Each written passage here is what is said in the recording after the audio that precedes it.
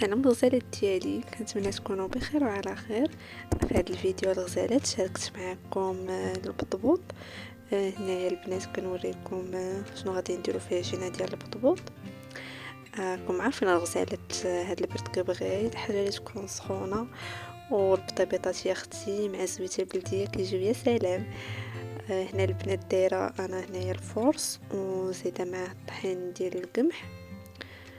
هنايا زدت الملح، غادي نزيدو معلقه ديال السنيده. بالنسبه للبنات الكميه غديروا القياس اللي بغيتو نتوما. كنتو باغيين ديروا غير شويه ديروا بزاف، يعني القياس تحكموا فيه نتوما. كيجيو يا البنات غزالين الصراحه، والله العظيم ما تشبعوش منهم الصراحه، وخصهم يكونوا يعني سخونين غير طيبوهم، يعني تحطوهم صافي كلهم، ديروهم في الفطور في الصباح اولا في العشيه في الكوتي. الصراحه كيجيو غزالين والله. هنا الغزالات درت هنايا معلقه كبيره اونص ديال الخميره ديال الخبز. راكم عارفين دابا البرد العجينه ما كتبغيش تخمر دغيا، داكشي علاش كنكتبوا شويه الخميره. هنايا غادي نعجن بالماء دافي، هنا زدت عليها الماء دافي وغادي نعجنوا العجينه ديالنا. صافي هادشي اللي كنديروا البنات في العجينه، غير هو باش يطلع لكم البطبوط خفيف، يطلع يعني خفيف وما يكونش يعني ما يجيش يعني من الداخل كي كنقولوا يكون مدكن من الداخل، يعني يجي خفيف زوين. عجنوه مزيان، يعني عطيولو شويه ديال الوقت في العجينه. انا كنوريكم هنايا كتشوفوا هنا من بعد ما غادي نجمعوا العجينه ديالنا تجمع لينا. غادي نعجنوه شويه، عرقوه شي شويه بيديكم باش العجينه تجي خفيفه وزوينه. وانا غنوريكم كيفاش تخليو العجينه ديالو. هو العجينه ديالو خصها تجي مرخوفه شويه، خصها تبقى مرخوفه باش كيجي زوين. وانا نخليكم مع الفيديو هانتوما كتشوفوا كيفاش خصو يتعجن. خليكم مع الفيديو.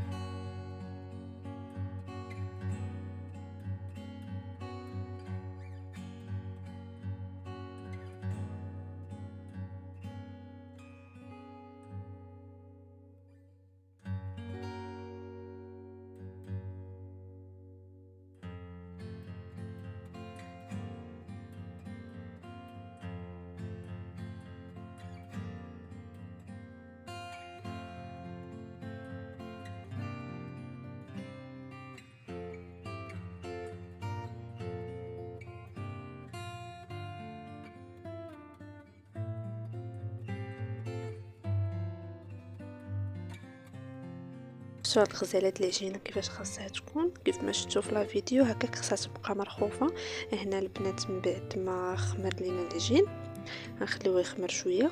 انا كنوريكم هنا السميده ديال التكراس كيفاش خاصها تكون. شفتوا البنات باش كنقرص. هنايا كنديروا هاد النخاله هادي شي طبسيل اولا صينيه اللي عندكم، ومن بعد غادي نقرصوا البطبوطات ديالنا. هنايا كنديروا غير يكونوا صغار، يكونوا بحال زعما متوسطين اولا صغارين، نتوما تحكموا فيهم كيف ما بغيتو ديروهم صغارين صغروا، بغيتو يكونوا كبار كبروا، يعني نتوما وشنو باغيين. هنايا البنات كنديروا عليهم ديك السميده وكنقرصوهم شويه في الطبسيل، ومن بعد نحطوهم في البلاصه اللي غادي نكملوا فيها التقراص باش نغطيوهم ونخليوهم يخمروا. من بعد ما كيخمروا صافي كيخمروا شويه كنشعلوا عليهم المقله ونطيبوهم، يطيبوا على نار متوسطه حتى يبانوا لكم صافي طابوا، وغادي تحيدوهم. بقاو معايا حتى الاخر ديال لا فيديو باش تشوفوا كيفاش جاو.